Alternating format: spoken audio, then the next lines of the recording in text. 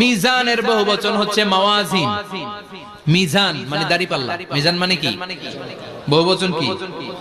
মাওয়াজিন। আল্লাহ বললেন ফাআম্মা মান সাকুলাত মাওয়াজিনু। এই মিজানের পাল্লা যদি কেউ ভারী করতে চান, একটা দোয়া সকাল সন্ধ্যা পড়বেন, সুবহানাল্লাহি ওয়া বিহামদিহি সুবহানাল্লাহিল আযীম। আমার সাথে সাথে আওয়াজ করে পড়েন সুবহানাল্লাহি ওয়া বিহামদিহি সুবহানাল্লাহিল আযীম সুবহানাল্লাহি ওয়া বিহামদিহি সুবহানাল্লাহিল আযীম। বিশ্বনবী বলেন এই দুইটা বাক্য জিহ্বায় উচ্চারণ করতে পাতলা, আল্লাহর কাছে বড্ড প্রিয়, কিন্তু মিজানের পাল্লায় রেখে দিলে ওজন হয়ে যাবে, বিশাল ওজন, আপনার ওজনের পাল্লা ভারী করে ফেলবে।